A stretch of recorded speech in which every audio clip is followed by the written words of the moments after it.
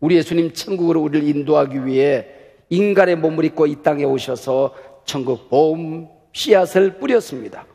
도무지 하나님 나라 열매가 맺히는 것 같지 않았습니다. 알찬 열매보다는 쭉정이, 배신자, 이탈자, 심지어 적대 감정을 가진 사람들이 날로 늘어나기만 했습니다. 제자들의 마음속에 의문이 생겼습니다. 이분이 과연 메시아인가? 이분이 전파하는 복음이 진짜 천국의 복음일까? 천국 씨앗일까? 왜 천국에 열매가 있도록 허술할까? 왜 열매가 없지? 그래서 오늘 설교 제목이 왜 열매가 없지? 입니다. 우리 예수님 제자 선택에 실패한 것은 아닐까? 공자님처럼 대학자들을 제자로 선택했어야 옳았던가? 스가모니처럼 왕족 귀족을 제자로 뽑았어야 옳았던가? 저 무식하고 가난한 천민들이 천국 복음을 전할 때 정말 천국 열매가 맺혀질까? 큰 의문을 사람들은 던지고 있었습니다. 바로 이에 대한 대답으로 우리 주님께서 씨 뿌리는 자 비유를 말씀하신 것입니다. 그래서 여기 씨 뿌리는 농부는 예수님입니다.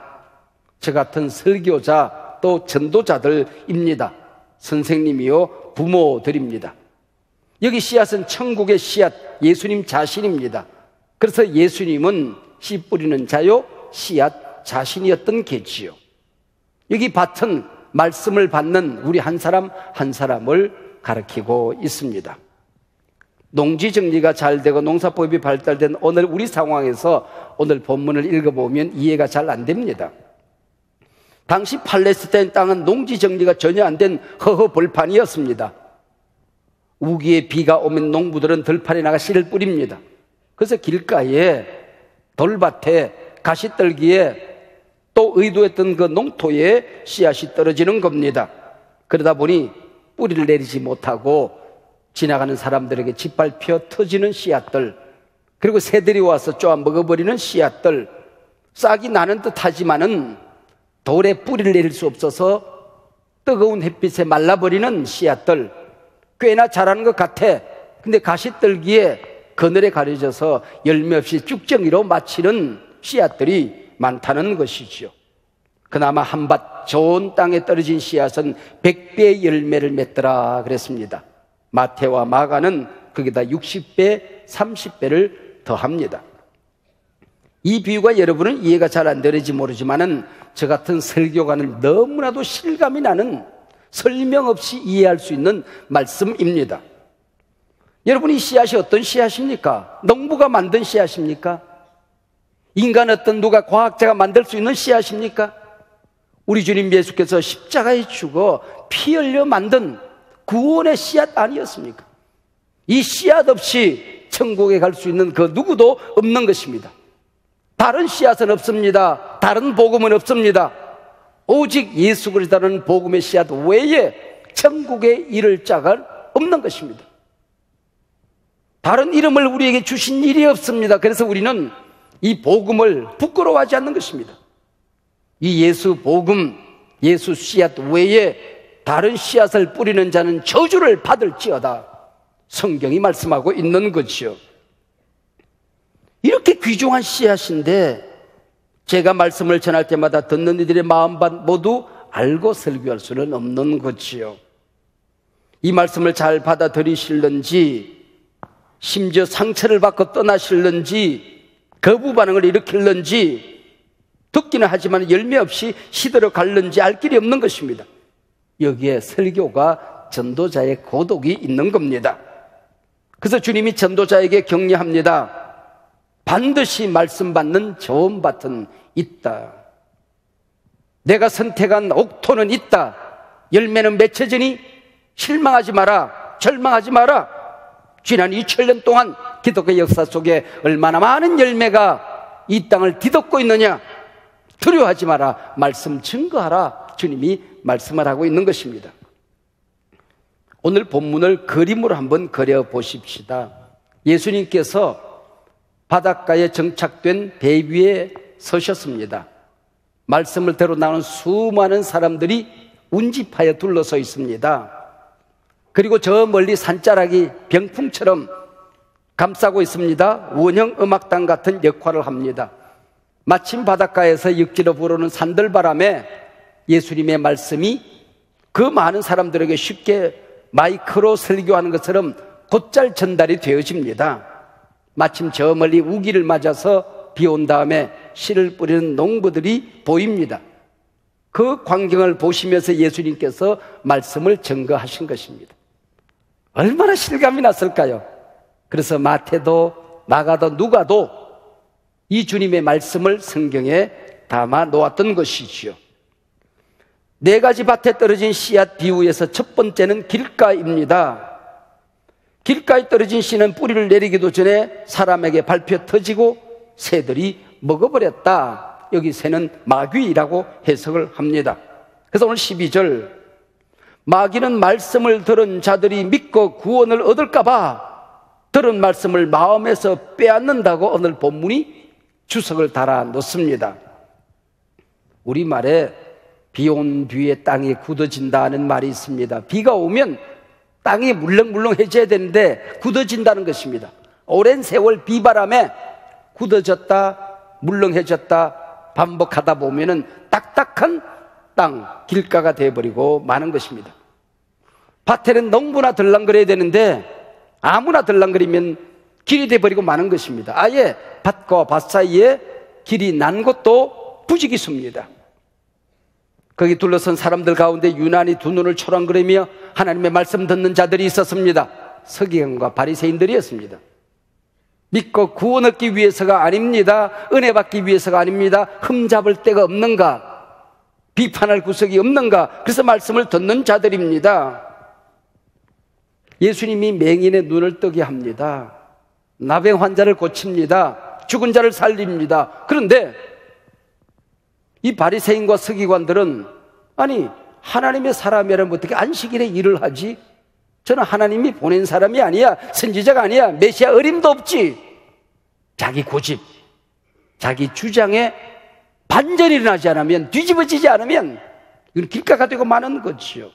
자기의, 자기 선입견, 이게 역전되지 않고서는 영적 무지로 인하여 열매가 맺혀지지 않는 게지요. 그게 길가밭입니다. 말씀이 자라야 할 우리 마음밭에 농부 되시는 예수님이나 드나들어야 되는 거죠. 그런데 우리 감정에, 우리 생각에 잡된 것들이 너무 많이 들랑거립니다. 세상에서 듣는 소리마다 부정적인 것들입니다. 들을 소리, 못 들을 소리 마음밭에 들랑거립니다. 내 마음속에 날카로운 비판이 머릿속에 지나갑니다. 역시 나는 지성적이야. 자기에게 속고 있는 거지요. 길가밭들입니다. 겸손히 낮아져 자신의 마음을 살펴보면 이미 딱딱하게 굳어진 길가라는 것을 알게 되는 것입니다. 특별히 어릴 때부터 교회 열심히 다닌 사람이 이렇게 위험하다는 겁니다.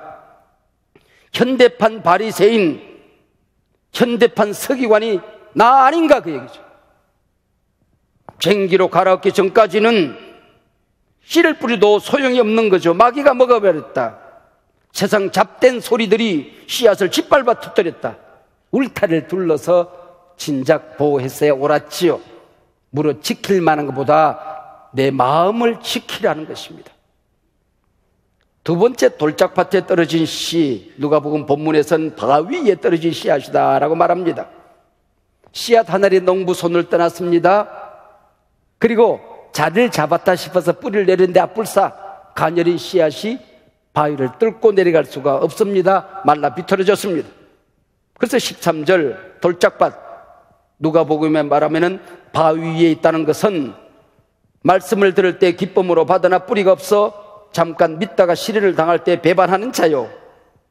여러분, 신발이 없던 이 당시에 농토에 들어가서 씨를 뿌리고 밭을 일구던 농부는 날카로운 돌멩이에 발이 찔립니다. 여러분, 씨앗도 상처를 입고 농부도 상처 입는 곳이 돌밭입니다. 구원 얻기 위해 교회에 왔다가 상처를 받고 떠나는 사람들이 얼마나 많이 있습니까? 그리고 상처를 남기고 배반하고 떠난 사람들이 얼마나 많으냐 그 얘기죠. 상처를 누구나 받지만은 치료받지 못한 마음, 결국은 말씀 잃어버리더라, 은혜를 잃어버리더라, 구원 잃어버리더라, 용서 잃어버리더라, 사랑을 잃어버리더라, 시들어버리고 말더라, 그 얘기죠. 돌짝밭입니다. 여기 돌짝밭이란 신앙과 품성의 깊이가 없어서 걸핏하면 변덕 부리는 변덕쟁이를 말합니다. 하나님이 다 쓸 수 있습니다. 약한 자도 쓰고 병든 자도 쓰고 없는 자도 쓰고, 근데 못 쓰는 사람이 있대요. 변덕이 심한 사람. 그래서 마귀가 얼씨구나 좋다고 그러고 변덕쟁이를 데려다 쓰려고 하다가 마귀도 못 쓰겠대. 치사해서 못 쓰겠대. 이전에 우상 숭배를 하던 사람이 교회에 옵니다. 이단에 빠져서 이단 교리에 접했던 사람이 교회에 옵니다. 큰일 날 뻔했다. 그리고 교회에 오지요. 그런데 이 양반들이 교회 생활하다가 상처를 받아요. 충돌을 경험해요. 오해를 받아요. 그러면은 그 자리 떠납니다. 이 돌밭이에요. 여러분, 이전에 우상 숭배하시던 분들, 미신 잡신 믿던 분들, 이단에 빠졌다가 오신 분들은 보통 우리 교인들보다도 10배 이상 노력을 해야 됩니다. 돌을 뽑아내는 몸부림을 해야 된단 말이에요. 이 돌멩이가 남아있으면 말씀을 들었는데 뿌리가 내려지지 않는다는 겁니다. 잡된 것들이 이미 들어있으니 말이에요. 우리 성도님들이 복음을 전하는 때 복음으로 전하지 아니하고 실용으로 교인들을 데리고 옵니다. 우리 교회 꽤 크다. 오면 장사 잘 될 거야. 보험 들 사람 많다. 그리고 사귈 만한 사람이 많아. 근데 몇 개월 다니다 보면 거짓말인 걸 압니다. 그래서 교회를 떠나는 분들이 있습니다. 성경에서는 믿음 생활에 더러운 이익을 개입시키지 말라고 그랬어요. 믿음은 믿음이고 믿음으로 살 때에 그 은혜는 보너스로 주어지는 것이지, 장사하겠다가 교회에 오면 이게 가시떨기다 그런 얘기, 돌짝밭이다 그런 얘기예요. 질병 때문에 쓰러지는 사람들, 실직했다고 넘어지는 사람들, 자식 위해서 열심히 내가 기도했는데 사실은 열심히 한 것도 아니야. 며칠 해놓고 자식이 입시에 떨어집니다. 하나님 살았느니 죽었느니, 고난이 있다고 오해받았다고 충돌을 일으켰다고 교회 믿음 생활 떠나는 사람들이 있습니다. 돌짝밭, 깊이 없는 신앙이다 그런 얘기죠. 세 번째는 가시밭 신앙입니다. 꽤 좋은 토양에 씨앗이 떨어졌어요. 제법 잘 자랍니다. 꽃도 피웠습니다. 열매를 맺어야 되는데 이미 물씬 자란 가시들이 그늘을 만들었습니다. 그리고 영양분을 다 빼앗아갔습니다. 14절, 이 생의 염려와 재물과 향락의 기운이 막혀 온전히 결실하지 못하는 자요, 믿음보다도 세상 재미가 더 커져버렸어요. 하나님 앞에 감사하는 감사보다도 세상 염려가 너무 커져버렸어요. 믿음의 장보가 되려고 하는 비전보다는 재물에 대한 욕심이 물씬 자라있어. 이게 가시떨기 신앙이라고 하는 것입니다. 예수 믿고 믿음이 무럭무럭 자랍니다. 예배 곧잘 드려요. 기도도 잘 합니다. 성공의 사다리 차곡차곡 잘 밟아요. 봉사도 곧잘 합니다. 그러던 어느 날 회사에 문제가 생겼어요. 금식하며 기도해요. 하나님이 해결해 주실 것 같았어요. 그런데 해결이 안 돼요.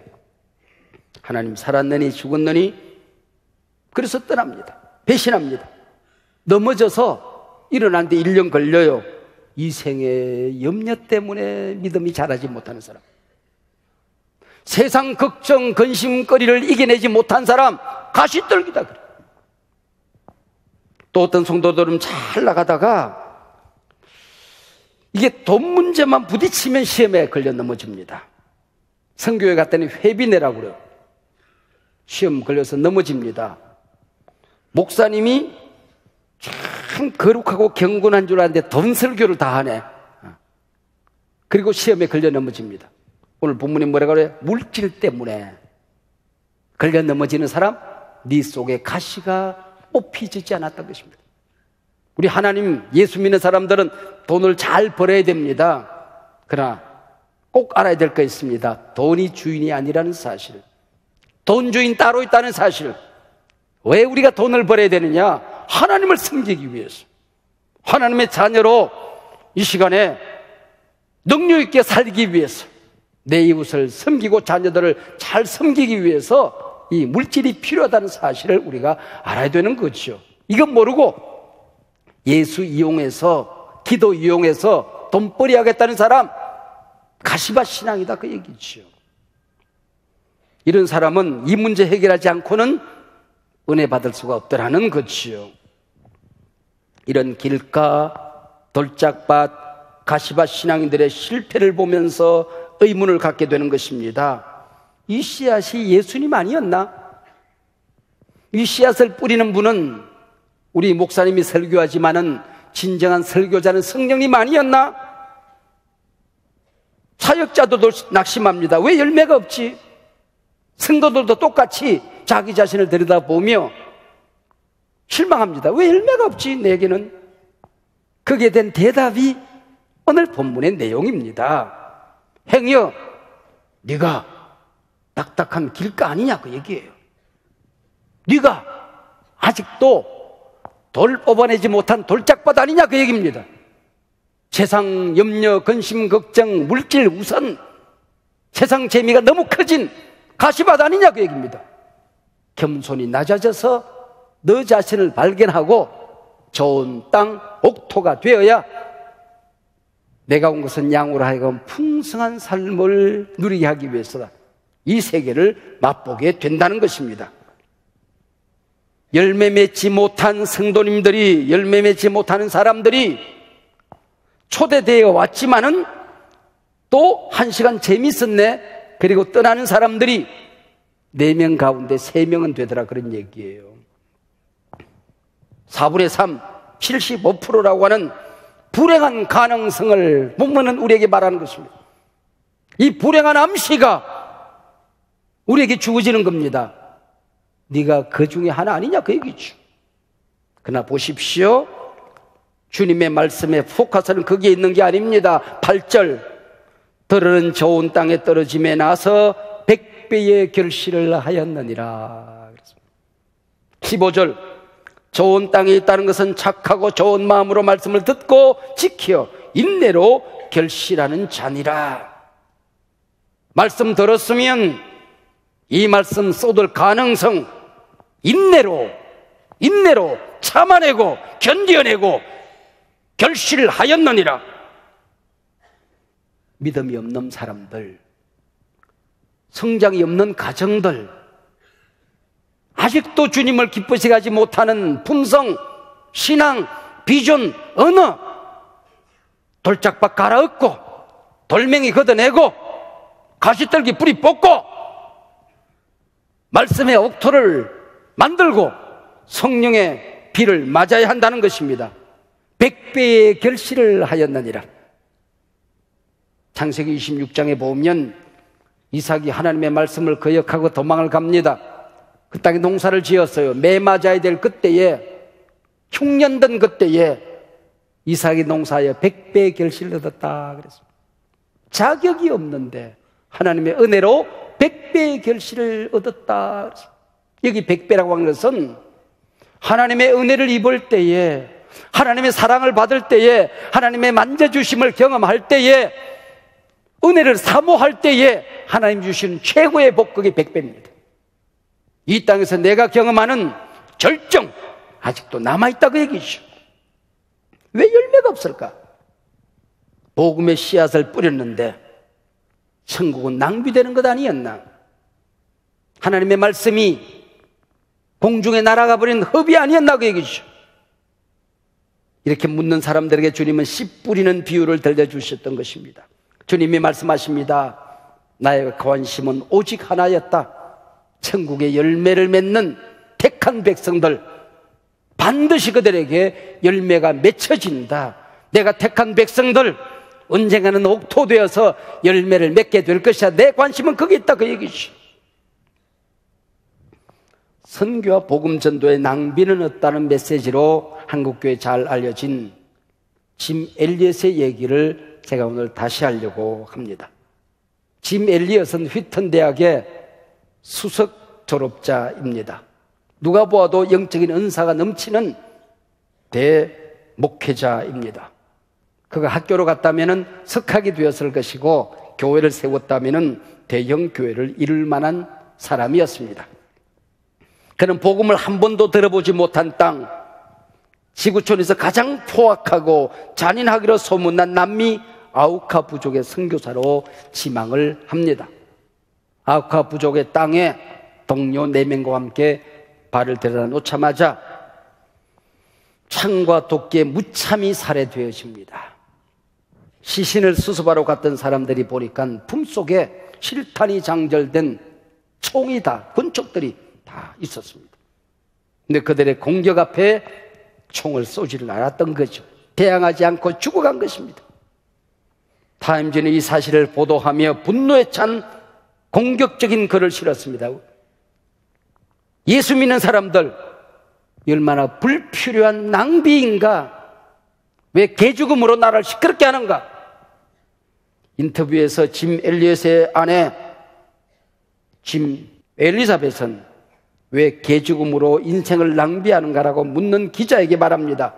낭비라니요. 낭비라니요. 가치 있는 일을 위해서 아름답게 희생하는 그 무엇도 낭비일 수가 없는 것입니다. 천국을 위하여 어떤 죽음으로 씨앗을 뿌린다고 할지라도 낭비는 아니지요. 낭비라니요. 엘리사벳은 유복자들이 2살쯤 되었을 때에 간호사가 되어서 어린 아이를 품에 안고 아우카 부족 선교사로 떠납니다.